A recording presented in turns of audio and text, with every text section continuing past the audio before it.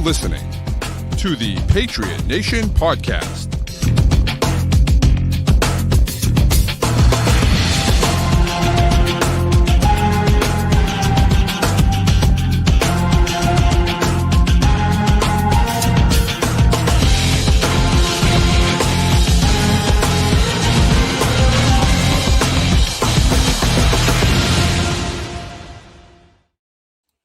All right, welcome into another edition of the Patriot Nation Podcast. As always, a proud member of the CLNS Grouper Podcast.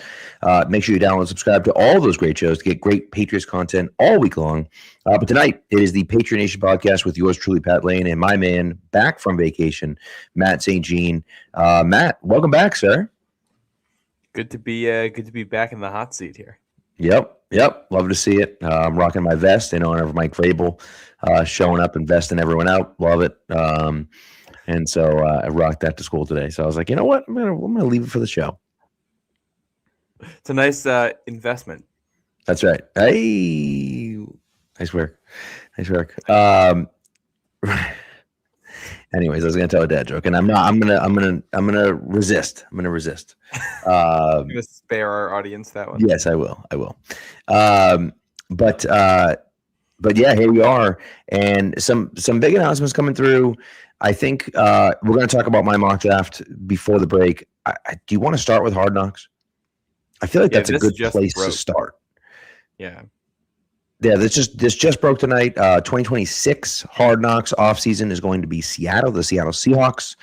And the 2027 off-season Hard Knocks is going to be New England Patriots. This is really interesting. I like this a lot. I am not a Hard Knocks guy. I don't mind it, but I don't watch it religiously. I know there are people that watch it religiously, and I just don't do that. But rest assured, I will be seated for the Patriots in 2027. That's for sure. I think what's interesting to me about this is scheduling it so far in advance. And I think if you look at Hard Knocks used to be something that would kind of dominate the internet when it came out. That was especially some of those 09 Hard Knocks and stuff. It was like legendary stuff. Yeah. And it hasn't felt that way in a long time. Right. This feels like the NFL making a concerted effort to say, hey, we want to make this show a prominent fixture in our NFL portfolio here again. Will it work? I'm not sure, but basically saying, hey, you know the teams that we just saw play in the Super Bowl, you're going to get to watch them the next 12 seasons. You're going to know a year and a half in advance for the Patriots here that you're going to be on this. Feels notable that they're taking that step. I think the biggest reason why Hard Knocks has fallen off, it hasn't really, the ratings are still good, but in terms of discourse, I think it's fallen off because it used to be this kind of, I don't know, it used to be access that we didn't have, especially the original Hard Knocks, the early seasons of it. This didn't exist. That was the first time we got a real look behind the curtains live as this stuff was going on ever. And of course, that's going to generate a lot of attention because it doesn't matter what team you're a fan of. Everyone's going through a version of it, and there's a novelty in saying, now we get to find out what this looks like. Yeah. Now it's been going on for what, decade and a half, 2 decades? Right. And every NFL team has their own content that they put out, their own behind-the-scenes content. Plus, nothing gets put on Hard Knocks without the team okaying it. So when you put these things together, what you get on Hard Knocks is always going to be significantly more sanitized than what you used to get on Hard Knocks. And it's not a novelty anymore. It's just the most publicized, highest quality version of something that kind of exists around the league for every team every year now. It's a good point. It is a good point. And I think that's part of it is that, we see it. Right. We see a lot of this stuff. So it's not like, even the Forge and Foxborough stuff and all that stuff, we're seeing into the locker rooms. We're seeing into the meeting rooms. We're meeting, the behind the scenes people and all that. That's all happening. Right. And so we're not clamoring for that as much because we already have it. And I also think too, you talk about kind of this 24-hour news cycle, right? We're getting all the information right now, immediately, right away. If you're releasing something that happened 2 weeks ago, that happened 2 weeks ago. Like, we don't really care about that anymore. And, I mean, for us, we'll go back and watch it, but like, it's like, okay, that happened 2 weeks ago. Why do I care about that anymore? And that kind of tends to be the way that people feel about those things. I am excited to see the Patriots on. I think that's cool. It's a fun thing that the Patriots get to do, but it doesn't. I think overall it hasn't moved the needle in a while. Now maybe this will push it back into the forefront. Maybe they'll do some different things, but we'll see. I do think the other part of this too, like players being on social media as much as they are. Like if you go back, like let's go to like 2007, which is around when they started to get some prominence. Mm-hmm. There was an undrafted free agent who might be vying for a roster spot. You had a couple journalists talking about, what they saw at practice, and a couple camera crews for like local TV and stuff, and maybe NFL Network that would be there and could give you some kind of B-roll about what practice looked like. Outside of that, if you wanted to learn about these players, you have to try to find like writing about them when they played in college. Like if we're talking about undrafted guys or long shots to make the roster, there just isn't that much. Like it's hard to find information on those guys. So telling their story becomes very interesting because they are genuinely an unknown before you watch that episode, even if you've heard that guy's having a productive camp. Right. Now, these guys are kind of internet sensations before day one of camp happens. Mm-hmm. Efton Chisholm was a popular name in New England right before camp started because you can see his social media and all the games are on TV and you can go find all the highlights and you could put it all together and generate that kind of hype. And it's obviously not the same as being in the room when Efton Chisholm finds out he made the roster, for example. That itself is still unique. But I also think we've seen that play out on Hard Knocks and other shows before, those moments of this guy made it or this guy didn't make it. And it's still exciting to see it, but it's not novel anymore. Yeah. It's not like you can kind of imagine what that looks like because we've seen a million clips of UDFA wide receiver finds out he made the cut. Mm-hmm. Or they've posted their own clips on, nowadays you might post a video on Instagram or go live and say, hey, I'm excited about this thing. Or you're gonna see the player tweet something, 5 minutes after 4:00 on cut down day, and he knows he made the team. Like it's a different world now. It's definitely true. I am hoping that we get some of the inner workings a little bit. I really liked what they did with Forged in Foxborough. I thought they did a really nice job with that this year. The hour and a half one that kind of told the playoff story was really good and very, very in depth and showed kind of a lot of those behind the scenes things, which I thought was cool. And some of the kind of thought processes into what they were doing. That stuff is fun to see. But again, it's just like, well, there's only so much of that you need. You know what I mean? And it is cool. Like I will say, I'm excited. What I'm excited about Hard Knocks is that, you mentioned Efton Chisholm last year, right? And everyone in New England was excited about Efton Chisholm. But like, imagine everyone in the country that's watching Hard Knocks gets excited about Efton Chisholm. Like that part of it, I'm excited about. That's cool. But outside of that, it's kind of like, all right, whatever. It will be exciting to see how Mike Vrabel handles, trying to go back to back and how you build on Drake May's MVP season and things. Well, of course, that won't be the case unless they win the Super Bowl next year. Well, that's what I'm saying. When Drake wins good point. This year and they win it, then it's how do you go back to back? How do you go for the third year in a row? It's a great point. I am curious. The fact that they're promoting this so far in advance, like. There's a criticism we've made of where Hard Knocks falls. So I wonder if we see new things with Hard Knocks this year. I wonder if we get more footage. Do they basically tell teams, I know that there's things you're not going to want to show, and we're just going to show some of this stuff anyway? Like, are they going to remove some creative control? Are they going to try to spice it up a little bit more? Maybe.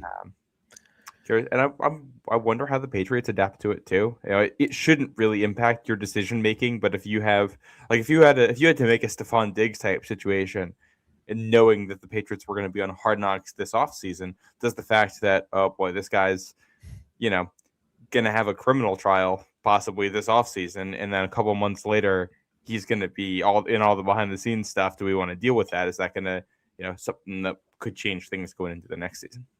Right. It's a good point. There's a lot of stuff that can happen in 12 months. And so we're looking at what, 15 months? Right. Yeah.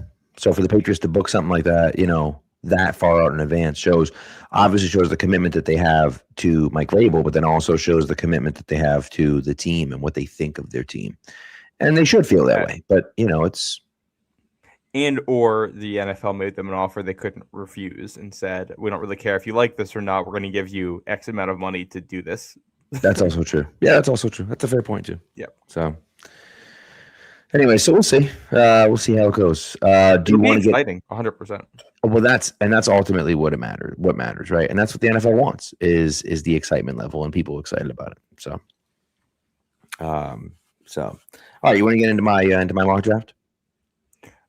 Did we want to talk about the NFL rule stuff at all? I mean, we can. We can also save it for Thursday's episode if we want. Yeah, let's save that for Thursday because I think we'll know more about that. Okay. By the time we get to Thursday. Also, Matt, the other Matt, is requesting I tell the joke, and so I will. Hello, Nelson. Thanks for coming through. What do you call an alligator in a vest? And that, of course, would be an investigator. So that's, okay. As you did. That's what, the vest and everything like that. By the way, I do start every day. I start every day with the dad joke of the day. And my one today was kind of hit or miss. I told the kids I was very upset this weekend because my barber said that he couldn't cut my hair any longer. Turns out he can only cut it shorter. There we go. There we go. So there you go. So there's that. Anyway, I used to have a priest as a teacher, and anytime someone asks or someone said I'm gonna get my hair cut, so are you gonna get them all cut? One. I love it. It's my kind of guy right there. It's my kind of guy. So, my kind of guy. So, well, Connor, welcome back. Thanks for coming in. Thanks for coming through. Glad you're not feeling sick anymore. Let's get into my mock. Let's get into my mock draft from Pats Pulpit. Dropped this morning, Monday morning. If you're listening via podcast on Tuesday, drop Monday morning. You can go to Pats Pulpit and check it out. 131. Max, is it INHer?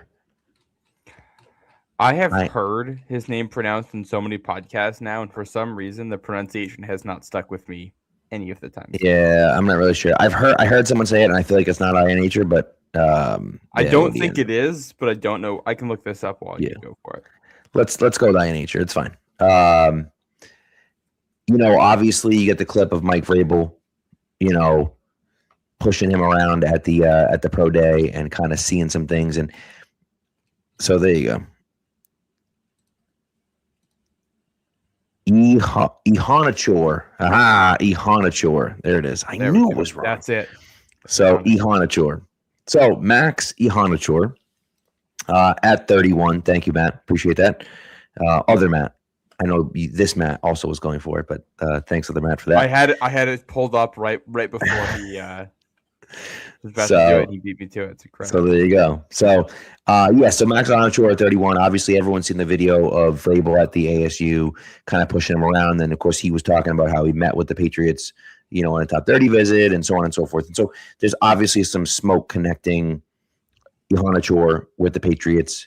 I think it makes a lot of sense. I think he's a guy that's fairly new to the sport, and he has the size for it. And so you think, okay, well, if he's put some good stuff on tape and he's still new to the sport and he has the size for the sport, it makes sense to kind of bet on a guy like that. Now, I feel like there are probably 7 first-round tackles, which is kind of wild. He is, by consensus, the 7th out of 7. That doesn't mean he'll be taken 7th out of 7, but I think that he is kind of the end of that run of tackles. I heard someone say that there were 8. I don't know who the 8th one is, to be honest with you, outside of, but whatever. If someone's kind of putting that 8th guy into a first round grade, but I do feel like if you want a tackle that you realistically can see starting for you at some point this year, if someone goes down, or reasonably think that guy without much of a leap can start for you next year, it has to be in the first round. And so that's why I went Honachor here.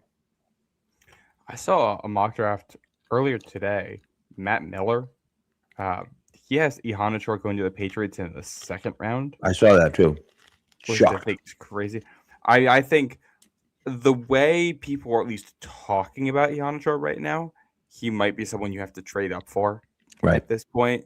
So I think if that is what the discussion ends up being, then we can have a discussion about the value of trading up and how far you'd have to move up and what you have to give up, all that. As things stand, at 31, I love the pick. Offensive line is a long-term need for you. And I have an article I'm writing for Pats Pulpit right now, but I think one of the key things to remember with the NFL draft, there's 2 things here. One, you get the guys for 4 years right off the bat. We're not just looking at 2026. We're looking at the next 4 years. The other part of that, you get first dibs at re-signing the guys. If you draft someone good, you can have them for 8 to 10 years in your building without much of an issue, as long as you handle all the negotiations properly. Of course, yeah. The possibility of taking your franchise quarterback and both of your tackles in 3 drafts in a row and just solidifying those spots, 3 positions where you pretty much only get those guys in the first round, meaning that for the next 10 years, those are 2 positions that you should never have to draft in the first round, and you're free to use those picks elsewhere. I think there's so much value there, and Honachor is awesome. He's a right tackle. He's big. He's physical. As long as they think he is someone that they can develop and can learn what they want to do, and he has the specific athletic traits you need. I know there was discussion about Vrabel working him out and kind of testing his core strength to see if it's where you want it to be. If he's passing those tests and Vrabel's happy with him, then I'm all for this. Yeah, I agree. And we'll see. And listen, for those of you that are unfamiliar, this is my 4th mock draft now. And for me, I never draft a guy twice. So I drafted Blake Miller in my last one. I drafted Markel Bell in one of my other drafts. I'm drafting other tackles, but again, this is kind of that conceivable spot where you're looking at it saying, okay, if they want a tackle in this year's draft, and again, it's to me, it comes down to Blake Miller and Honachor. That to me are the 2 guys in the first round. Maybe you trade up for a guy, maybe a guy drops to you or whatever, but I think that those are the 2 guys that most likely will be there at 31. And then it's just a choice of which guy they like better, right? Maybe there's only one guy there. Who knows, right? So, but I think Honachor is a guy that, again, is a prospect that's on the rise. And again, you see Matt Miller talk about him in the 2nd round, and then someone comments on my mock draft about like, whoa, this guy, 2nd round, someone else, and it's like, he's number 30. We use mock draft database. I think mock draft database is a really good, just a consensus feel of it, because they aren't necessarily doing their own rankings. He's 37th on the consensus board. So like, he's not going at 63. It just doesn't make sense. Like, that just doesn't, listen, if you want to say they're going to trade down to 45 and he'll be there at 45, I can buy that. I don't buy that he'll be there at 63. I think that's crazy. So I don't think any of those tackles will be there at 63. I don't think it makes sense, especially for a league that is dying for offensive linemen. Well, and this is like, if the Patriots were to pick at 31 with multiple tackles still on the board, not take a tackle, and then one of these guys falls into the 40s, you're in significant trade up territory at that point too. 100%. Try to go, which is also true. And I also think, I think the one other name I'd mention for tackle in this group is Caden Proctor. He's 21 by consensus right now. Yeah. I don't think he falls, but he's one of those guys who looks like a great athlete, tests like a great athlete, has really good flashes on tape, but has had issues consistently turning that athleticism into the kind of production you would want from a first-round tackle. He's a unique prospect. He's the kind of guy where if he comes off the board in the top 15 because the team falls in love with the athletic traits, it wouldn't surprise me. And if he's there at 31, it wouldn't surprise me. It's going to take a specific type of team to want him. Yep. So if he were to fall to a range where you want to trade up, or he's just there at 31, I think he's in that conversation. I'm pretty sure I'm happy with all of these guys. Yeah, I agree. By the way, Connor's asking about safety, about EMW, McNeil Warren. My mock draft 2.0 has the Patriots taking him at 31. Love the kid. Absolutely love the kid. So, but again, draft a different guy in every mock. And so that's why, but I am a big fan of him. Speaking of safety, this is my most controversial pick at 63. Danny Almonte. I mean Traden Stukes, cornerback / safety from Arizona. I have no idea how old he actually is. I don't know. I genuinely do not know how old he is.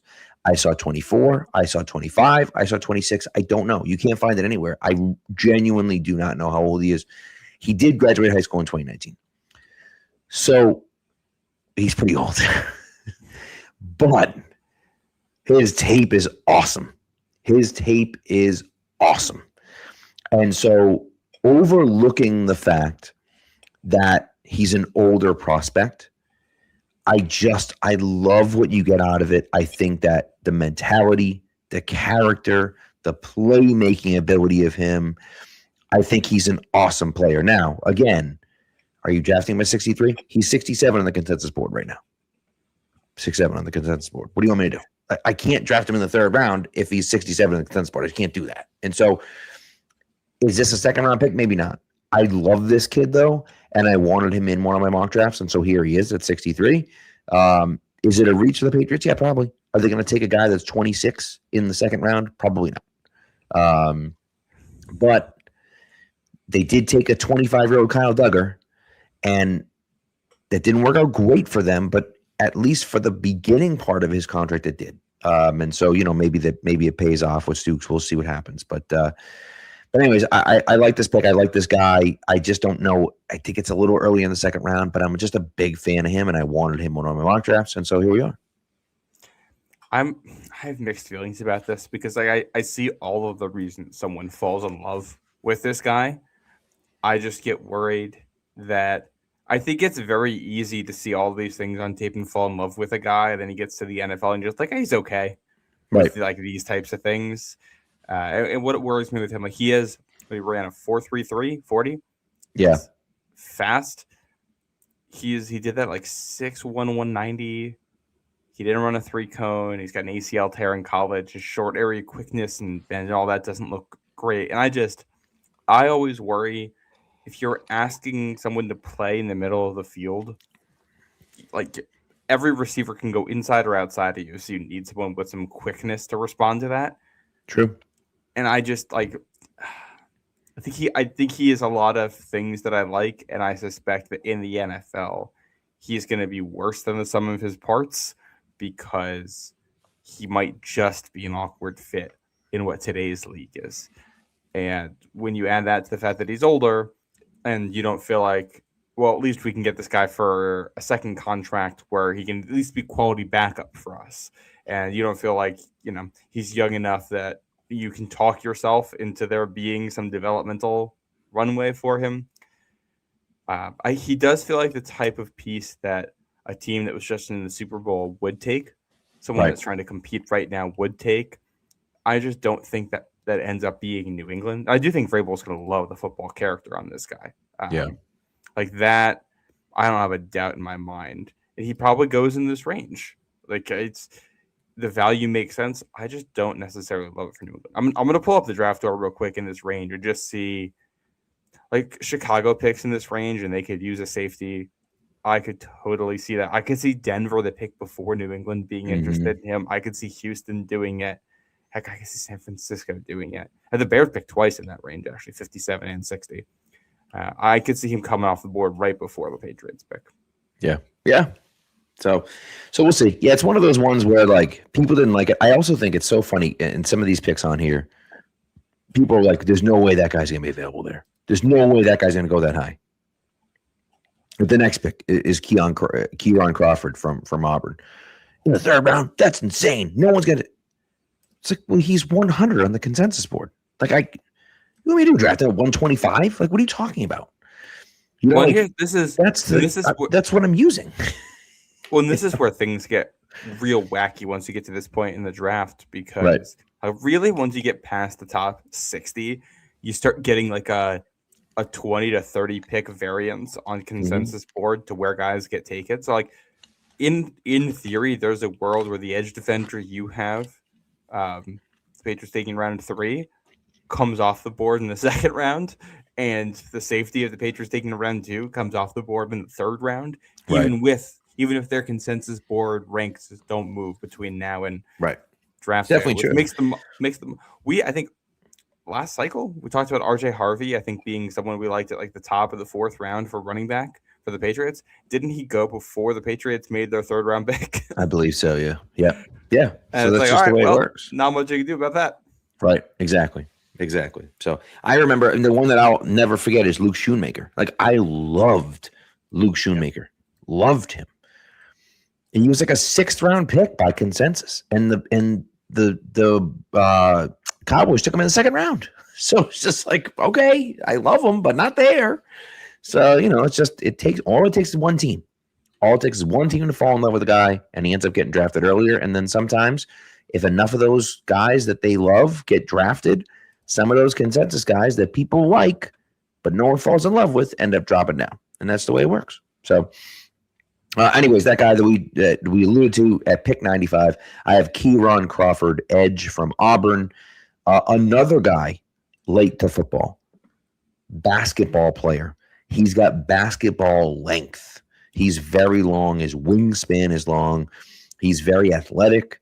He played the buck position in Auburn's defense, which is really like Auburn's defense is something that they just asked their guys to do a lot in that spot. It's just a tough position to play. It's almost kind of like a star type of player, similar to that. It's not quite the same, but they rush the passer. They drop back to pass. They do a bunch of different things. Star isn't the right term, by the way. Either way, my goodness sake, I was going to say nevertheless, and either way, I combine the two. But nevertheless, this is a guy that can get after the passer and drop into coverage if he has to. He's got some length to him. Again, he's just kind of growing into his football body. And so I like the fact betting on a guy like that. I like. So that's who I have here at pick 95. Yeah, I love it. I'm going to make a comparison here, which is not going to sound very favorable. But I'm going to go deep for some Patriots draft picks here. Remember Geno Grissom? I do. Yes, I do. Yeah. Super Bowl champion, Geno Grissom, drafted out of Oklahoma. Real athletic edge guy who never really found a home. But that's the type of athlete I like taking at this point in the draft because the ceiling is high. Like, if you're not an elite athlete, or at least a great athlete on the edge, you're going to struggle in the NFL.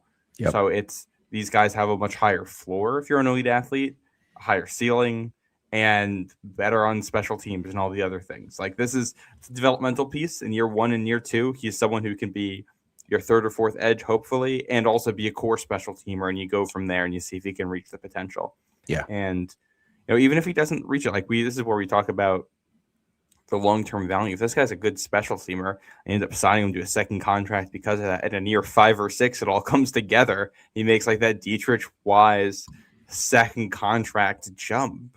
Like, he's got the athletic traits for it. He's the kind of guy you want in the building. So definitely be a fan of this one. Agreed.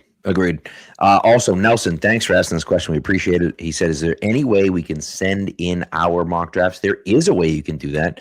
It is scrolling down here on the ticker at the very end. You can see it, but it's patsnationnetwork@gmail.com. You can email us a screenshot or just email us in the body of the email if you would like. That's fine too. Email us your mock draft and we will talk about it on here. Again, that's patsnationnetwork@gmail.com. So we'd love to have you send us your stuff. It'd be great. By the way, No Skips Radio here asked, did you look at any receivers at 95? I did consider a few receivers at 95. They were both ahead of consensus, but I looked at Bryce Lance and Ted Hurst. Hurst was a little too far away. He's 82 right now on consensus, where I was at 95. I didn't love that. Lance is close. He's 87, so it's close enough. But I ended up taking an edge rusher. I just thought we waited too long for edge rusher here.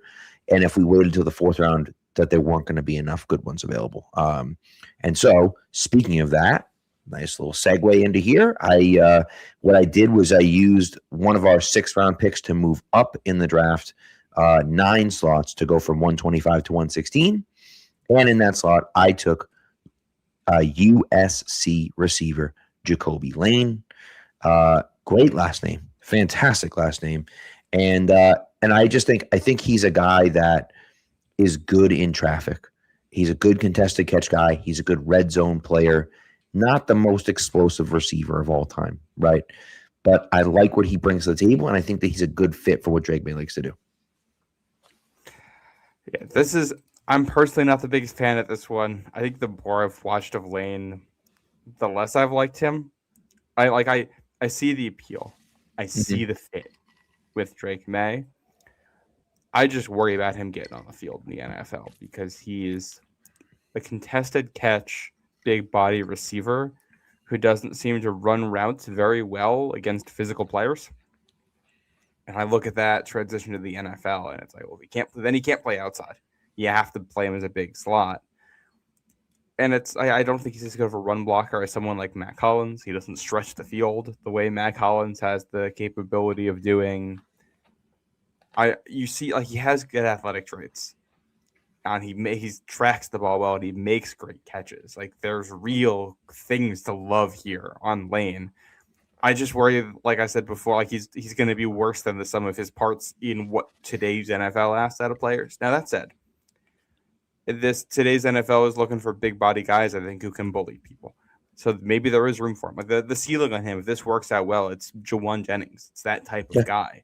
It's true. So he's worth taking a pick on day 3, and I'm not that upset about it. We were talking about day 3 here. I just don't think I would trade up for him personally. No, I get that. Listen, I totally understand it, and as I said, I did look at some guys around there. I didn't love kind of what was after that. I actually considered taking Stribling with the next pick instead of Jacoby Lane, right? Yeah. And so that was kind of that was like, oh, I don't know, I'm going back and forth. And so that was, and maybe that's more preferable, right? Maybe that's something that we'd prefer to do, is take someone like Stribling at the next pick and then take a different guy, here at this spot. But nevertheless, that's what I decided to do. So I can certainly see it, and we'll see. It's funny. What's really interesting about this stuff, right, is that we talk about these guys and we try to project what we've seen and what they can do, right? And then ultimately, they go out in the field and they either prove us right or they prove us completely wrong, right? Richard Sherman's a guy that was a converted wide receiver that people thought his biggest issue was that he couldn't play through physicality and that he wasn't physical enough. And then he turns out to be one of the most physical corners in the NFL and, a Hall of Famer, right?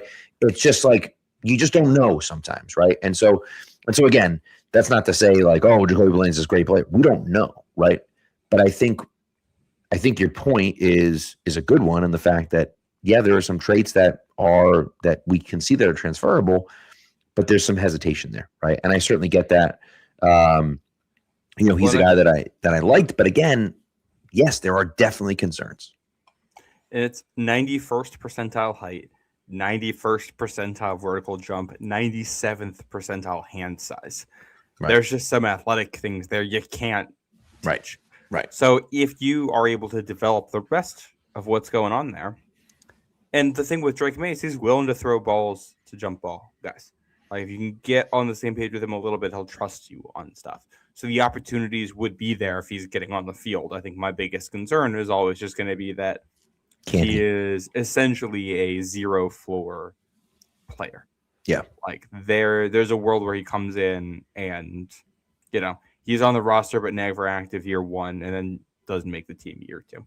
And I mean, we're talking day 3. That's going to be the case for just about all of these guys. 100%. Yeah, 100%. Yeah. So, all right, at 131, staying in the 4th round, another guy. This is a guy that I don't think I've heard anyone talk about this guy. And so that's kind of why he ended up on the mock draft. I almost went with Eli Raridan instead, but I decided to go with Joe Royer, the tight end out of Cincinnati. You throw on the tape and some of his after the catch, his ability to kind of break tackles and run away from guys after the catch. I liked. I think he's got to add a little bit of weight, but he is a willing blocker. He's not necessarily the best blocker, but he's a willing blocker. And I like the upside from a guy like Royer. He's a little bit more of a, seam kind of guy. And I believe the tweet that I attached to it was that I think it was Royer of the tight ends that were invited to the combine, I believe was the hold on. Yep. So of the tight ends that were invited to the combine, Joe Royer averaged 8.9 yards after the catch per reception. Second place was 4.0. So the yards after the catch, when you put the ball in his hands, he knows how to pick up yards. And that's what I like. Yeah. I like him. I don't know if he has more than tight end 2 upside, but that's fine at this part. Right. He's not a vertical weapon. He's very much an underneath, maybe intermediate guy, solid blocker. But that's something you need long term. And I suspect they want to put 2 tight ends on the field a lot of the time going forward around Drake May.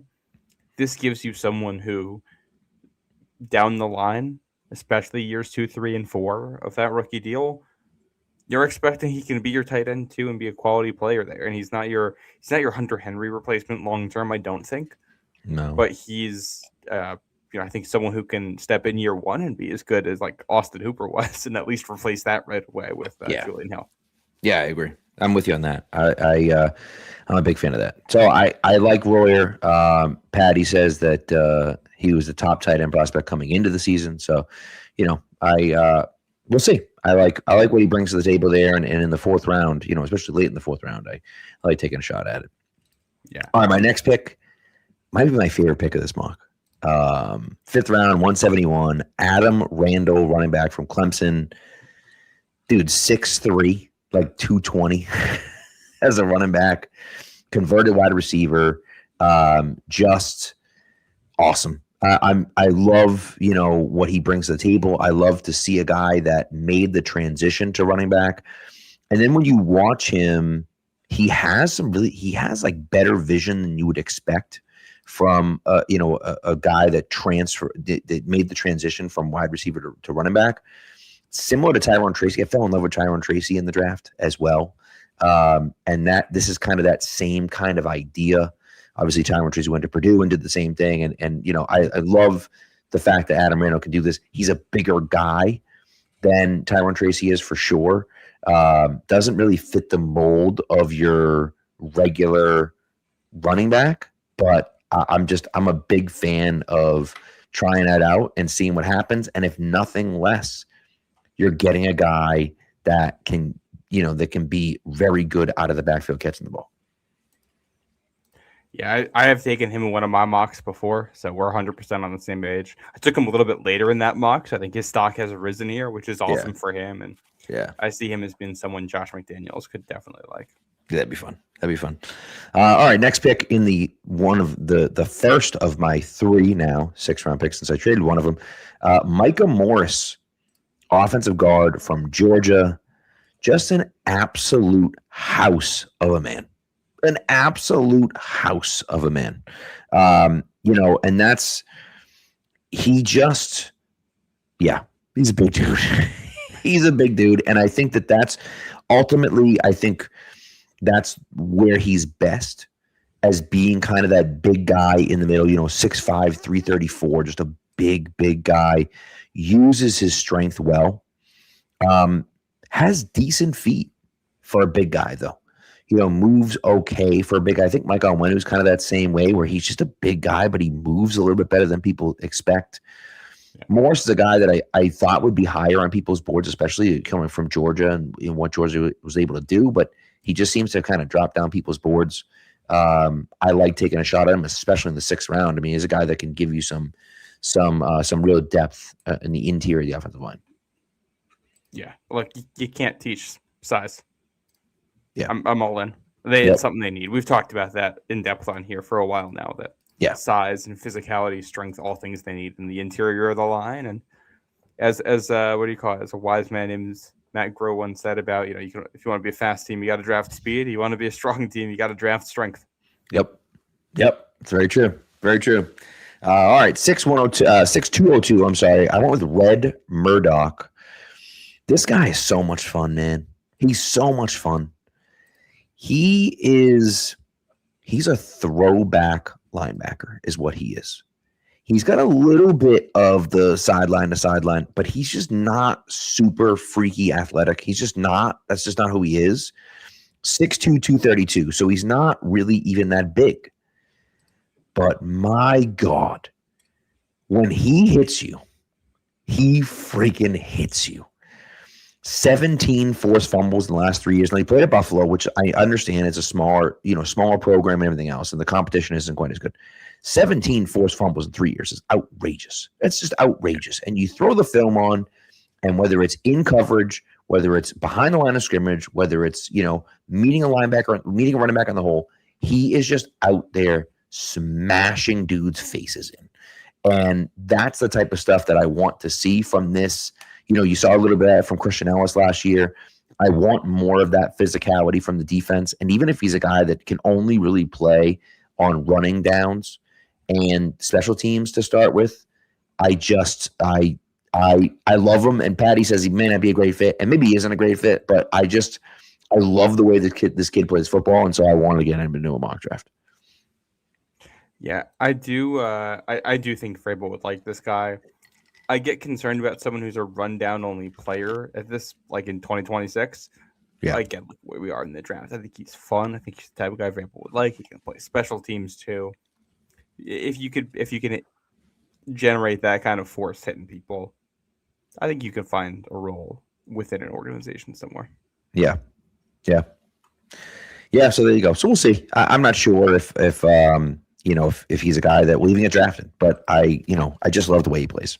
So at 212, I went with George Gums Jr., edge from Florida. How about an edge defender that started out as a wide receiver and then switched to tight end and then switched to edge defender? He obviously has great athleticism coming from Florida, transferred from Northern Illinois over to Florida. I just again, you're kind of doing the same thing. And again, it's kind of one of those things where it's like you're drafting two edge defenders that both have questions about, whether they, but I also think too that part of it is, well, let's teach these guys. I believe in our coaching staff. I believe that we can coach these guys up, right? We saw what happened with Elijah Ponder halfway through the season, right? Undrafted free agent turns into a guy that, has multiple sacks and is doing all these things. So I look at it and say, well, why can't we do that with some other guys? Let's see what happens, And again, you're drafting a 212 here. I love the idea of a guy that is just like, wide receiver's not working. All right, let's switch to tight end. Tight end's not working. All right, let's switch to edge defender. And he's just working his butt off. And he transfers from Northern Illinois over to Florida. And I just think, let's see if he can grow into the spot. Let's see if he can grow in there. And so, anyways, I like taking the shot on him. And I love the Elijah Ponder shout here. Just take athletes at this position, right? Because you're not going to see quality NFL players on the edge who aren't athletes. So just don't bother with the other guys. And then, I think your worst case with a pick like this is still that he ends up being someone who can contribute on a special teams for a year or two, or at least be useful in your practice squad where you can try to develop him and see if you can mold him into something more. I do also love the name. Yeah, it's a great name. Electric. That's a great name. Yeah. Would love to hear, Bob Sosi Gums with a takedown call. I think that would be awesome. Yeah, that'd be good. Yeah, all in. So, yeah, I'm a fan of that. So, and then the final pick here at 242 in the 7th round, I have Jordan Vandenberg from Georgia Tech, D tackle from Georgia Tech. He's a guy that I feel like is going to be rising up the draft board, but right now he is at 300 on the consensus board. At his pro day, he ran a sub 540, a 4.19 shuttle, a 35-inch vertical jump, and did 35 reps on the bench at 6'3", 310. So he's a guy that he's just a freak athlete. His tape is up and down. His tape is inconsistent, as you can imagine, since he's getting drafted in the 7th round and not like the 2nd round based on those numbers, right? So obviously his tape is inconsistent, but my goodness, when he hits the hole correctly and he gets off his guy, he is explosive out of his stance and is a problem in the backfield. And so again, 7th round, I'm saying let's bet on traits. Let's just see what happens, and let's try to build this guy and see what we can do. And so that's where I'm going with it. You sold me, Pat. So there you go. How about that? And Brandon mentions I don't have a corner. You're right. I don't have a cornerback. I feel like corner is a need for them at some point, but it's not a glaring need for them right now, right? You have Gonzo, you have Davis, you have Marcus Jones, and then you have some guys.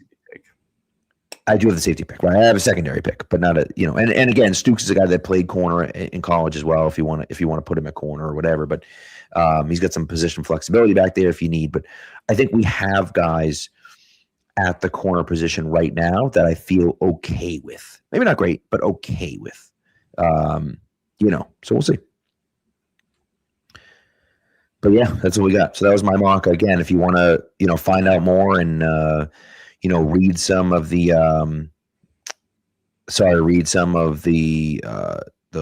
breakdowns that I have on them. Also see some clips that I posted as well. Go on to Pat's Pulpit and take a look. So, all right, you want to do a quick ad break and then we'll get into our mock draft? Yeah, I think we're gonna have to do this mock real quick. Yeah, I think so too. The playoff push is heating up and tournament hoops are here. And there's no better way to cash in if you're right on the high-flying hoops action than Prize Picks, where it always feels good to be right. Every bucket, every dime, and every win means more when you're playing on Prize Picks. And with their brand new Teams Picks markets, you can now pick game winners, spreads, and totals on top of the player picks you already know. So cash in if you're right during all the clutch buckets, slam dunks, and Cinderellas this spring with team picks on Prize Picks. And again, this is, team picks available now in 35 states, including California, Texas, Georgia, Washington, and more. It makes it super easy to pick game winners, spreads, and totals, all on Prize Picks. So what are you going to do? You're going to download the Prize Picks app. You're going to put in the code CLNS. Then go and pick your first game winner, pick your spread, or pick your total as the playoff push rolls on. When you put in a $5 lineup, you'll get $50 in daily fantasy lineups. Again, download the Prize Picks app, put in the code CLNS to get $50 in daily fantasy lineups when you play your first $5 lineup. Prize Picks. It's good to be right. All right. So let's do this thing. Get up. So we're going to mock it up. Do you want to do the consensus board or do you want to do the PFF board? Let's do the consensus board. All right, consensus board it is. Draft for needs, that's fine. We don't need to do just these things. We'll do turbo, which means we hit this and we'll be on the clock. Let's go for it. Loading, start the draft. Okay. No big surprises here. Oh, that's interesting. No big surprises here. Thieneman goes late at 27. Blake Miller at 30 right before us to Miami. What's the top 5 look like? I'm curious. McNeil Warren goes early. So the top 5 right now is Omar Cooper. I meant the first 5 picks. The top 5. There we go. I was going to say you can see them. Fernando Mendoza, David Bailey, Arvell Reese, Sonny Styles, and Ruben Bain. Not crazy. Interesting. It's an interesting one. I think it makes sense. Jeremiah Love at 6 to the Browns feels weird, but not out of their realm of possibility, I would say. This would be a very interesting class if it fell this way. Yeah, I agree. Plausible. So, definitely plausible.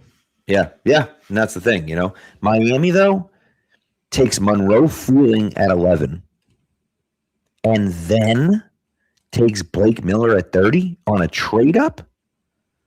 What in the world is Miami doing? Okay, whatever. Mesidor goes 17. That's pretty early for Mesidor, but that's okay. Keldrick Falk is a guy I like. I'm not even sure if I like Mesidor at like 31 for the Patriots. Yeah. His combination of being as old as he is and breaking out as late as he did and being best as a pass rusher from the inside scares me. That screams like rotational rusher at best, and I think that's very possible there. And yeah, I'm with you. I'm actually 100% with you there. All right. So, top 5 on the board. For us, top 5 on the board: Omar Cooper Jr., the wide receiver from Indiana, Casey Concepcion, Cassius Howell, Caleb Banks, Ty Simpson, obviously we're not drafting, Colton Hood, Zion Young, and here's Ahanachor as well, is obviously on this board too. So there are a few interesting options here. I actually like Omar Cooper quite a bit. He hasn't really been available to me in most of the mocks that I've done. He's a good player, man. He's just a good player. I like what he brings to the table. I like Cooper. I like him as a second round. I think Concepcion to me is a clear tier above Cooper. I can see that. I like Cooper a lot for his tier. I also would take Concepcion over him in a heartbeat. Cassius Howell is a guy who I actually have not gone deep on yet, but I believe is the consensus pick for the Patriots right now. He is, yeah. Consensus. He's got shorter arms, right? That's putting it mildly, but yes. That would be a fun little debate to have in New England. I'm sure we're gonna have that discussion here at some point in the next less than a month until the draft now. He's got like 30. He's got like 30-inch arms. It's crazy. Look, that's clearly something they don't seem to care about that much based on Campbell last year. So I think he's an interesting guy here. I personally would just be between Concepcion and Iheanacho here. Yeah. So here's the other question that I have. We did Iheanacho in the mock. So we did. So I kind of feel like we don't need to take him here. But here's the question that I have for you. Again, we're just talking about consensus-wise. I love Jennings Dunker. He's a guard. He's not a tackle. So I guess Tiernan is the next guy. He's 71. So you're talking about if you're not taking a tackle here, you're taking a tackle you're taking one of these guys down here, Bowery or Markel Bell or Brian Parker or someone like that. You're probably going tackle with your first pick on day 3 or your third round pick, depending on how the board falls. Yep. I think Concepcion is the best player on the board, period, at this point. I think Iheanacho might end up being your best value. The fact that there's so many guys we like, there it is. That was the trade options. So 38 is the next conceivable trade. Then it's Philadelphia at 54. So 38 is only 7 spots down. Mike, I'm wondering. Yeah, see, 69 isn't enough. So I think can we move up? Can we package 31 and 95? Let's say. Does that get you 59 that says 80 there? That says 86. Oh, 59. Got it. 49% chance to be accepted. You move back 7 picks here, and you move up from 95 to 59. And what if we threw in like 202, just to bump it up? Let's throw in 202. We'll bump it up to 57%, and let's see what happens. But I think the value here is you're right about this because you're jumping all the way from 95 to 59. You're going back 7 picks. But you're jumping up 36 picks. That's a big jump. That's a full round jump. When 95 is in the tier guy, so you're basically getting the pick of the litter of the guys who will go at the beginning of day 3 at Right. that point. And 59 is like you are getting prime second round. Yeah, end of the second round. I mean, and then you have 2 picks that are very close together. So, all right, here we go. You get Let's 2 see what picks happens. in that tier, which I think is big. So let's see what happens here. Do you want to do maybe let's change this to 212 instead of 202? Okay. Not that it matters, but let's do that. And the trade is accepted. All right, move back to 38. And so they did trade up for Cooper. That's interesting. Yeah. Interesting. Then Howell, Simpson, Concepcion goes. Iheanacho goes as well. And Zion Young goes. If this is the way it fell in real life, I would probably have trade down to 38 and consider trading it back up to 34 or 35 or 6 to try to get one of those guys. Yeah, you're probably right. All that said, let's see who's on the board right now. So we have Caleb Banks. We have Brandon CC, that can't be right. We have Pregnon, who I just love so much. Lee Hunter, Chris Johnson, Jacob Rodriguez, Malachi Lawrence. Yeah, Chase Bazontes, R. Mason Thomas. So that's a guy that I like too there. I think R. Mason Thomas, I took him one of my mocks. The Patriots did a 30 visit with him. I think he's the type of edge rusher they'd like. The other name I'll mention, if you scroll down just a little bit more here, Anthony Hill, I think is someone we have not talked about enough. So we've talked about Jacob Rodriguez, doing a little tape watch with one of my friends over the weekend. Shout out John Lambarakis. Jacob Rodriguez is a very good pass defending linebacker in terms of pass coverage. He's very good at it. He makes good decisions in coverage. He sticks with guys. He plays zone. He's not much of a run defender. Right. Anthony Hill, worse in coverage, but is an absolute freak athlete who has a higher ceiling of being able to play at different points around formations. Athletically, he's not too far off from someone like Jamie Collins, just shifted a little bit more towards pass coverage instead of pass rusher. But I look at the way the Patriots found success in the playoffs, the ability to have so many players who could blitz or drop into coverage.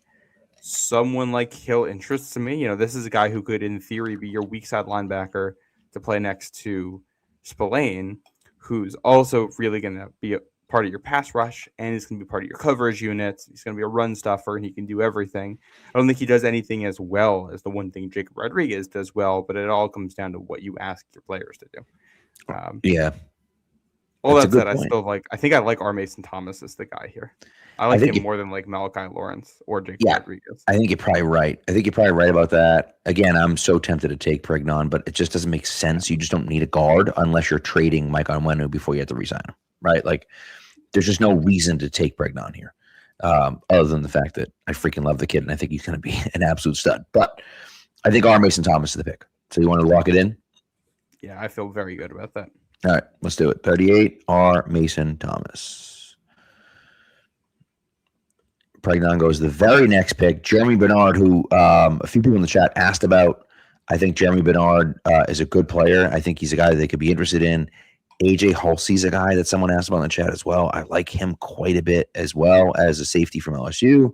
Rodriguez goes 51. Malachi Lawrence goes the pick after, and Anthony Hill goes before both of them at 48. So, interesting. That's interesting. Pregnon goes the very next pick. There's a name that's screaming out to me right now, and it's going to seem crazy to double dip at the same position, but pass rush is a need. And Derek Moore here in the second round is someone who I think is such a good scheme fit for the Patriots want out of that position. That you have real questions about edge rusher going forward. As we saw in the Super Bowl, it's a position where you just can't have too many guys. It's a good point. The fact that you have 2 seconds here, I don't hate just double dipping and taking Derek Moore. Yeah. You know what? I don't hate it either. I mean, I love, Stowers is sitting here, which I like a lot. I think Raritan is a guy that again, he's not as good as Stowers is, but he's a guy that we can take a little bit later that does kind of something similar to what Stowers does. And ultimately, when I look at the rest of this board, I love Malachi Fields. I think Antonio Williams. And Antonio Williams too. Keelan Rogers is a good player, but again, he's a guard. You don't need a guard right now.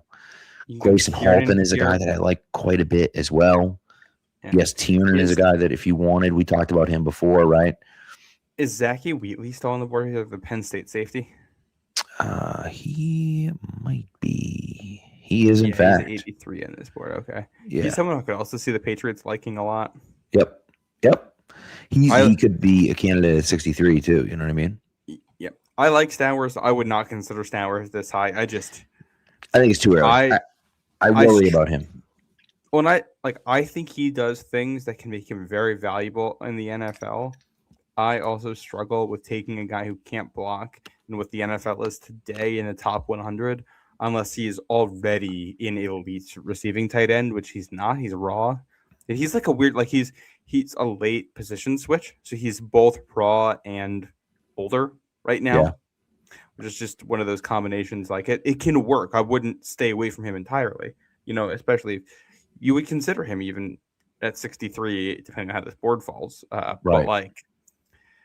But there's a lot of guys I think I would prefer him for the Patriots. Yeah, I'm with you. I think Derek Moore's the pick. I think the other part of it is that Derek Moore's a really good run defender as well, and he's a bigger guy, whereas R. Mason Thomas is a kind of a smaller, faster guy. Again, not that Derek. I mean, you look at Derek Moore; his success in the past is great. Yeah, but you're talking about a guy that's 6'3", 260. Like he's a big kid, right? And so he can set the edge really well. R. Mason Thomas kind of doesn't do that quite as well.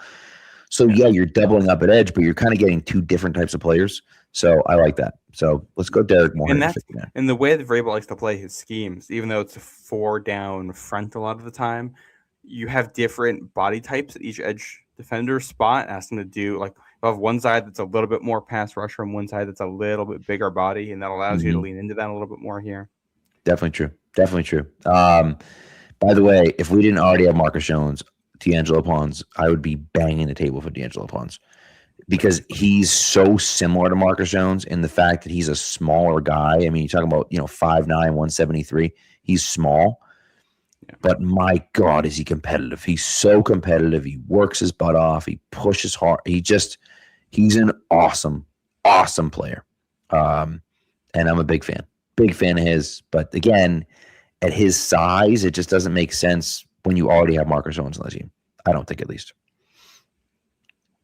So they could go safety here. They could go, Caleb Tiernan perhaps at tackle if they wanted to do that. Some people are high on him. Some people aren't super high on him, but I would still hold off until the next round on tackle. Yeah, and I also think Tiernan, a lot of people, I mean, you see they have him listed here at tackle, but then when you go to his first look, he's listed he's graduate. That's true. He's graduate.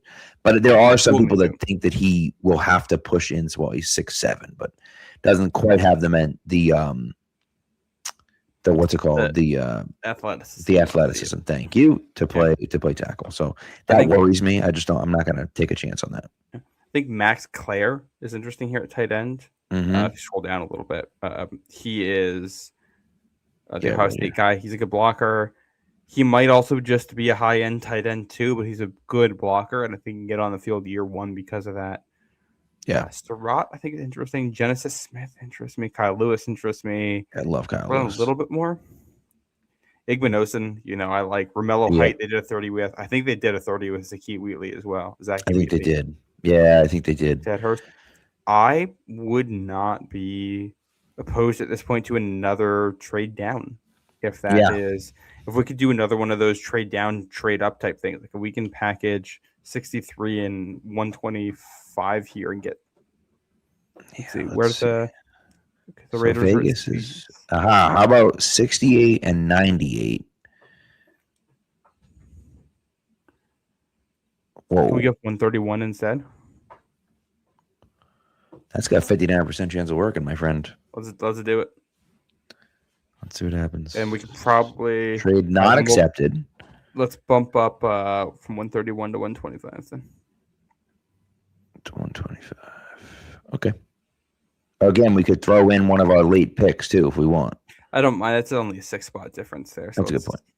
And the trade was accepted. And we probably go Claire at 68 if he's there. Yeah, so again, we're moving back 5 spots and then moving up, what's that, 27 spots later? I mean, that's, to me, feels like a no-brainer. They traded up 4 pawns. Okay. Fields goes, Stukes, Zachariah Branch goes. So I'd go Antonio Williams or Max Clare here, or you could do Oscar Delp if you want. Honestly, I don't hate Antonio Williams here because I like the depth still on the board at tight end, and I think Williams I was gonna say I like Williams here. I think Williams is a guy that can take over for Pop Douglas at the slot position. Ultimately, I a think little he's more size too than Pop. I think he's ultimately going to be a slot player. Still decently young. He's going to be 22 when the season kicks off. So I like the idea of him in the slot, and again, a little bit bigger than Pop Douglas in the slot, and so I like that pick. Antonio Williams is the pick. This is the first draft where we've worked the board, and moved around, and I like how it's working out for us. I do too, and I actually like this quite a bit because I don't love Max Clare. I do, however, really like Oscar Delp, and he's the guy that's sitting on the board in front of us at tackle, at tight end. I'm sorry. I lean strongly towards that. I just want to double check there's no one else on the board. That's of course, yeah. Scroll down a little bit. That's like wow. Jake Slaughter. I like Jalen him over Farmer. I like him over Roush. Yeah.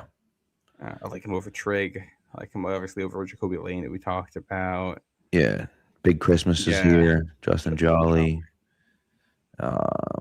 The only guy I'd consider here maybe is someone like Jude Bowery at tackle if we want to pull the trigger on a tackle soon, but we have a pick in that range. So we do. I'm okay with that.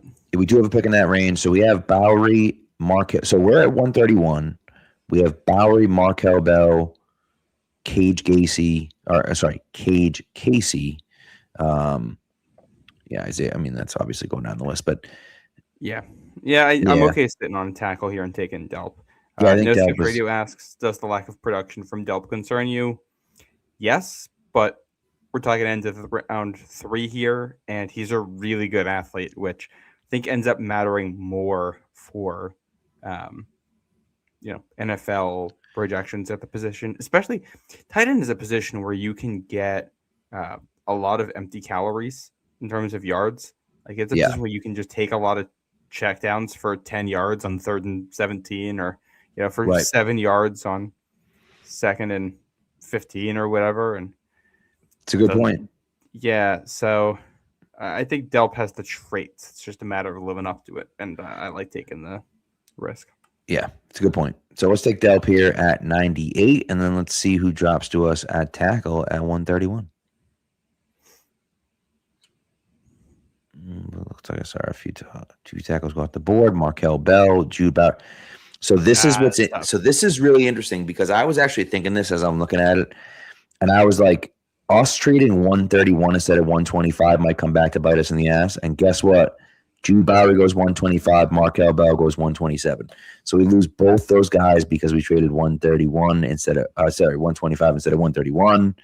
Brian Parker goes. Crownover goes. So we are SOL on the tackle front. Unless we want to go Cage Casey, or we can go, one of these kind of Drew Shelton, Emil Wagner's a guy I kind of like a little bit later on in the draft. But yeah, I don't love Casey. I feel like he's like another guy I feel like might have to play inside. Austin Barber's here as well, who isn't bad. He's not great, but he's not terrible. He's obviously, as you can see, a much better run blocker than he is a pass blocker, which obviously is concerning. He was a left tackle only at Florida, but 6'6", 314. He's not terrible. Or is Travis Burke the Memphis tackle? Yes. Let's see. He might end up being really low on the. I think he is. It's Chris Adams. Might have to search his name, Burke. Let's see. Unless he already got taken. I wonder if he already got taken. He had to. I mean, he's not even in here. There's no way he's not in here. The consensus boards, like the mock draft database, I think has him in the 300. So I think it's entirely possible PFF does not have him in here. Oh, okay. So maybe he isn't in here. Okay. Yeah. But I think so a note on Travis Burke, who Nelson Lloyd's mentioning in the chat. Patriots did a 30 visit with him. The Eagles now have also done a 30 visit with him. Feels notable when you see two teams with this kind of, people respect both front offices when they both bring in the same guy for a 30 who's lower ranked.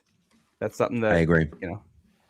That to me is a telltale sign of a guy who might be projected to go late day 7, who ends up going top of the 4th round. Because once you get to this point and the board gets pretty flat, it's like, all right, well, all it takes is one of those two teams to like him. This is very true. That's actually a really good point. That's actually a really good point. So, by the way, here, Trey Zune, he might have to switch to guard at the next level, but he's a good player. And yeah, I'd probably do that here. And I will say at this point, if you can't get a tackle, you can take a tackle next year in the first round. Like, you should have your solution for this year on the roster, so you can do that next year if you want. That's also a great point. Now that guy then has to start, obviously, but that's okay. That's okay. So Stribling is sitting here too. By the way, just to kind of come back here, we did go edge in the first 2 picks: R. Mason Thomas, Derek Moore. We went Antonio Williams, wide receiver, in the 3rd round, and then Oscar Delp at pick 98 in the 3rd round as well, tight end. So the board's kind of open for us. We can kind of do whatever we want. Are you leaning Trey Zune, you think?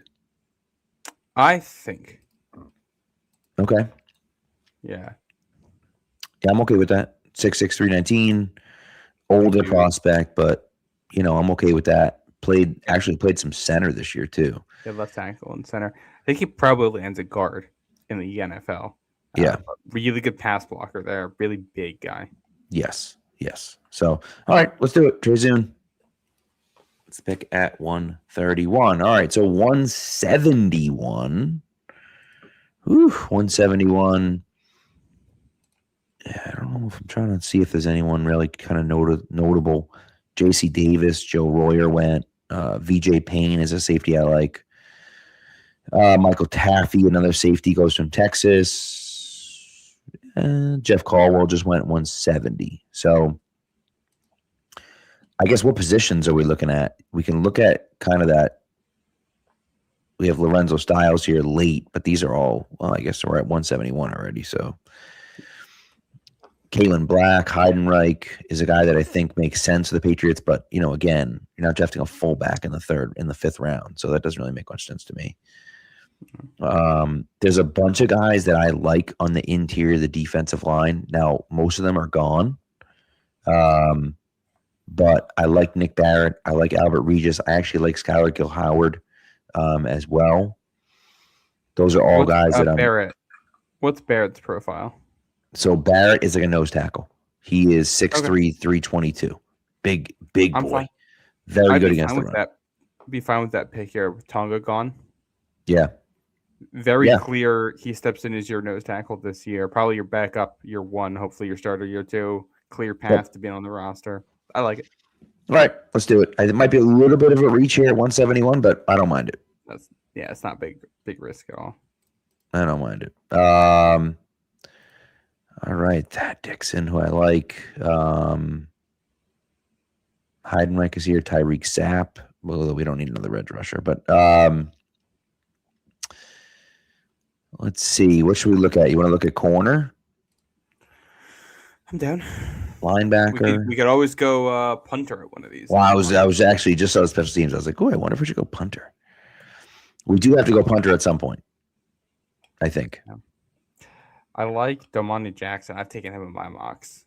Yeah. He's a good athlete, but I don't know if we need to take him again. We could. I don't think we've taken him on here. So we haven't. So we can do that if we want. So we could do that. We do have a pick. We have a pick coming up in 7 spots too. So, yeah. But if you like Domani Jackson, I'm okay with that. If the chat has anyone that they're interested in. Yeah, Maddie Sox had said Stribling or double dip tight end, but is the other tackle from Penn State still on the board? Let's take a Drew look. Shelton. Drew Shelton went already. Shelton's gone. Yeah. Yep. So, all right, do you want to go? Tanner Corzio, I think. Marlon Klein, also from Michigan. People like. at tight end if we want to double dip there. Yeah, if we wanted to double dip a tight end. Now, what's interesting, Koziel is a guy who had better numbers last year, or better, at least graded out better last year, had 94 catches last year as opposed to 74 this year. But, he's a guy that has production, like serious production in the last 2 years. His run blocking is not very good. He is a big guy, but his run blocking is not very good. So yeah, he transferred up from Ball State to Houston. I was going to say that's the thing. Yeah, he's a big guy, 6'7". I'd be okay with Koziel here. Yeah, I'm okay with that. Or Delm Bentley, I think people like. I was going to say really Bentley too. I'm totally okay with the double dip at the position. Bentley's a little bit better of a run blocker, but only has the 1 year production. So that's really the question, right? He's a lot smaller, 6'4", 259. Yeah, but let's go Koziel. Yeah, let's do it. Let's go Koziel, and then maybe we can take that corner next. Ooh, Wetchen goes 197. Aaron Anderson's a guy that I like. Another kind of slot guy there. Let's see, corner. You want to take Devontae Jackson here? Not mad at it. All right, let's do it, and then we'll take punter at the next pick. How's that sound? Actually, let's wait till the 7th round and take a punter. What the hell? Okay. All right, Devontae Jackson at 198. And so now our final actual pick here, not actual pick, but our final positional player pick. We took a tight end. We took 2 tight ends, actually. We took 2 edge rushers. What about a safety? Styles is a guy that I took. Actually, we took Lorenzo Styles with Keegan last week. I don't know if any of these safeties interest me that much at this point. But, yeah, Wisniewski's an interesting guy. His grades are really good, and I think I could be wrong about this, but I feel like he put up. I feel like his numbers were very good at his pro day. Maybe I'm wrong about that, but I don't remember. Yeah, he ended up with 36.5 inch for 10-2 broad, 20 reps on the bench. So all right. It's not bad. Yeah. Kind of like in the box safety type player, Yeah, sure. 6'4", 220. Yeah. All right, let's do it. Let's do that. And then yeah, screw it. Let's go punter. You want to go punter here? Rip it. Are we going All Stonehouse? Right. We are going Stonehouse. It's my guy. Love Jack Stonehouse. So he's the unless you feel strongly about Eckley or no, Tom I like Doman. Stonehouse. So Brett Thorson's a fun dude. Look at this guy. Oh, they don't even have it. Come on, he's like 27. Says he's from Australia and he came over here to play football. He's so old. I love it. But Stonehouse is the guy. All right. Right. Look at that. I like this one. So they're grading the draft, which of course they don't grade this one because it's not through their board. But I like this trade down quite a bit. I just think that this makes a ton of sense to go from 31 and give up 95 and 212 and move back 7 spots to 38, but then move all the way up to 59. I think makes a ton of sense. It lets you get another guy in that range at the end of the 2nd round, right? Yeah. And then so you end up with the 2 edge defenders there. Then you do exactly the same thing at 68. At 63, I'm sorry. You move back 5 slots, but then you pick up with that early 3rd rounder, you pick up a late 3rd rounder and give up a late 4th rounder. I think that makes a ton of sense. And again, this is a situation where if you're sitting at 131 and you've already given up that 125 pick and you're sitting there and you see those 2 tackles like we did come off the board, right? You're moving up in that spot, right? Yeah. We obviously couldn't do that, but you're moving up in that spot to get one of those tackles if that's what you want. So anyway, but I like what we did there. Again, Antonio Williams and then Oscar Delp. And then the Trey Zune pick, who again is probably going to play guard in the NFL. Nick Barrett, your new or your, I guess, rotational nose tackle. Tanner Kozel, kind of just another big tight end. Corner Damani Jackson. Strong safety Cole Wisniewski, and then Jack Stonehouse as your punter.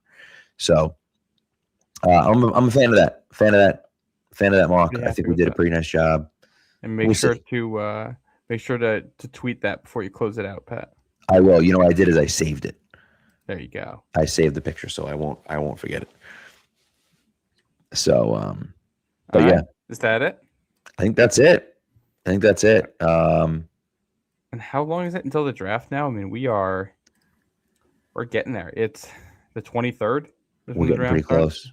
We're getting pretty close. 3.5 weeks. Yeah, it's quick. It comes up quick on you, man. All of a sudden, it's like mid-April, and you're like, "Oh my god, the draft is here!" And you know, so not that I'm complaining. Should we spend this time to tease what our off-season series is going to be this year? Yes, we should. We should have done this. To be honest with you, we dropped the ball on this. We apologize. We should have done this a few days ago. We didn't, but we should have done this a few days ago.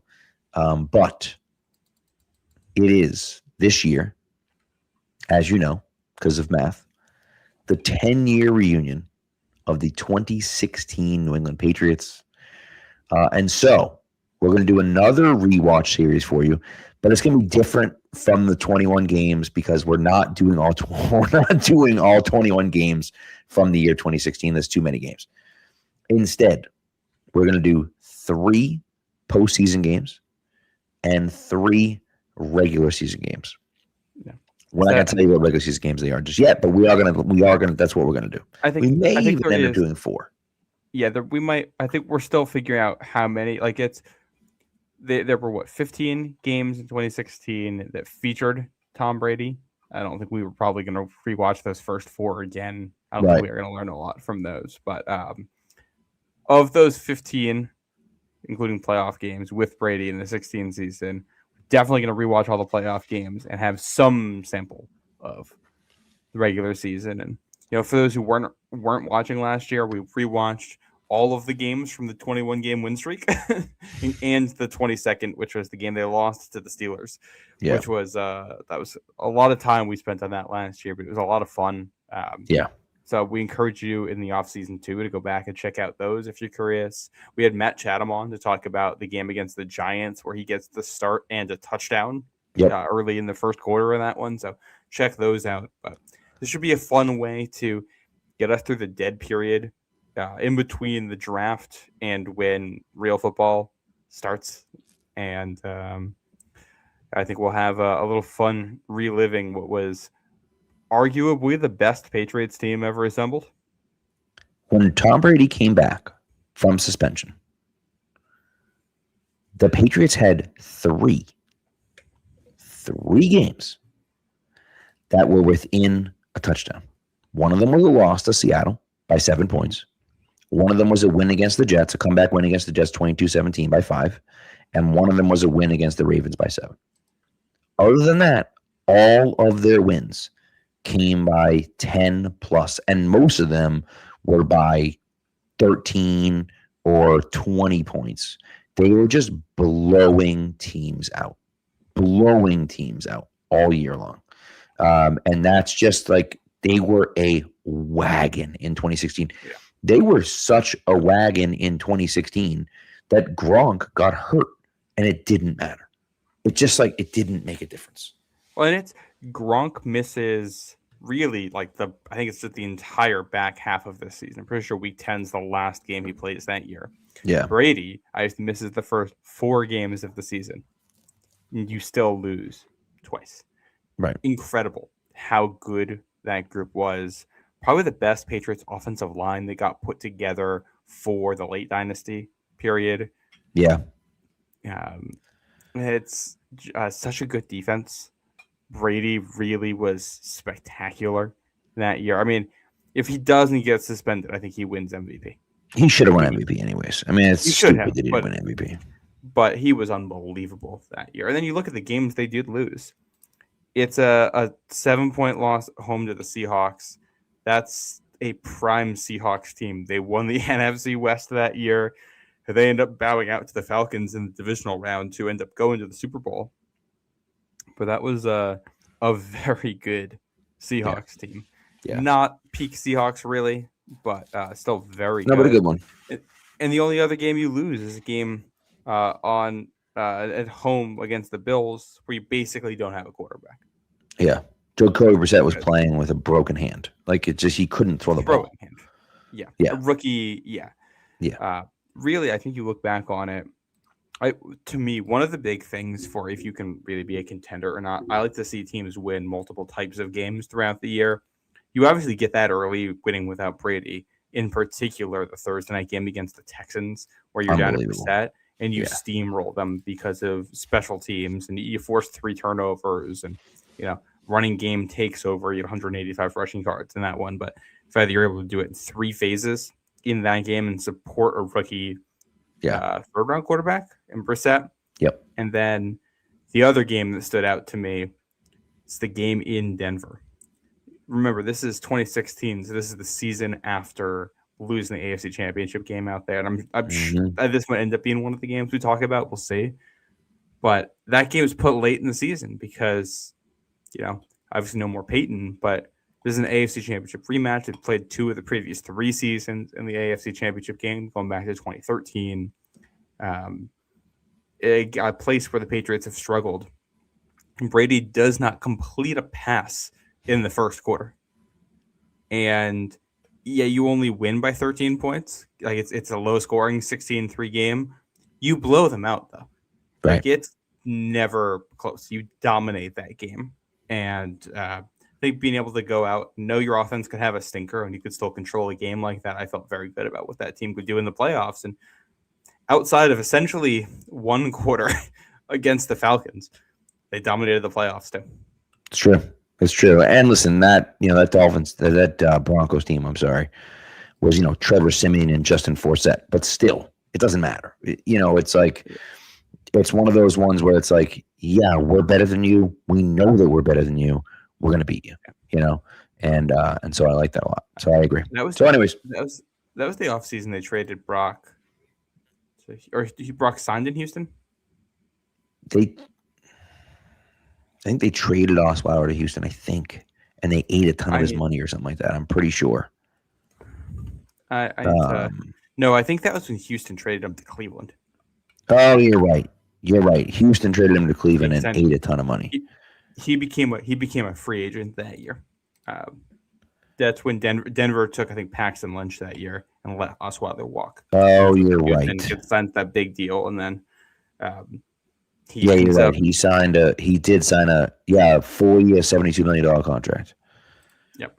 And then he ends up melting down in the playoffs in New England, which again, I think you look at that playoff run too, and you go through Brock Osweiler, who, someone you'd lost to the season before, the Steelers, the team that, they go through in the AFC Championship game for 3 of their 6 Super Bowls. Like, that's just kind of a fixture of Patriots playoff runs. And then Atlanta, obviously, that game needs no introduction. We could do 2 or 3 podcast episodes just on that Super Bowl. We sure could. And I wish we could tell you. I wish that we could tell you we're going to get Julian Edelman on for that show. But and I'm going to ask. I'm going to try to find out if I can get Julian Edelman on. I'm going to say there's a 99.9% chance that we're not going to be able to, but there is that 0.1% chance that there's a possibility. It's not no until he says no. He may never respond to me, but until he says no, there's always a chance. If you were involved in any capacity in Super Bowl 51 and would like to be on the podcast, please reach out to us. I don't care if you're a former ball attendant for the Patriots. It's a great point. Listen, if the deflator's out there, we'll talk to you. We don't care. Mohamed Sanu, he was already gone by that point. Mohamed Sanu, great point. I was thinking Marcus Cannon, maybe anyone. James White's connected to people around there. You never know. We're working. We're working the phones behind the scenes, boys and girls. I think one of my least favorite things I've seen an athlete do after a game ever was what's this? Robert Alford, who catches the pick six from Brady in that one. Yeah. Him posting that highlight after the game. Insane. Bro, I know you're excited about it. You should still be excited. It's not your fault that you lost this game. Right. You can't do that. And he did take it down right away. He had a pick six on Tom Brady in the Super Bowl. It's pretty incredible. Yeah. But read the room, bro. What are we doing? That's something that you celebrate like after you retire. Correct. Or even as you're heading into next year or at the end of the following year or something like that. You just got to put some space between it. You cannot do it as long as you are still in Atlanta and not a Super Bowl champion. Those fans are never going to take that well. It's a fair point. That's a fair point. So, all right, let's get the heck out of here. Thanks everyone for tuning in. We appreciate it. Thanks for being here. Thanks for the chat as always. And Boston Guy says he's not a fan of Delp, and we get it. We kind of address those issues with Delp. It's a shot in the dark, right? You're taking a chance. You're taking a risk. We took the calculated risk, but again, I don't blame you for not taking the calculated risk if you don't want to. So, but anyways, that's what we got. Thanks so much for tuning in. We appreciate everyone. And we'll be back with you on Thursday night. We'll get into some of the owners' meetings. We'll get into some of the rule changes. And I'm sure that something else will come up that we'll be able to get into as well. So thanks, everyone, for tuning in. We appreciate it. Be good to each other and go Pats.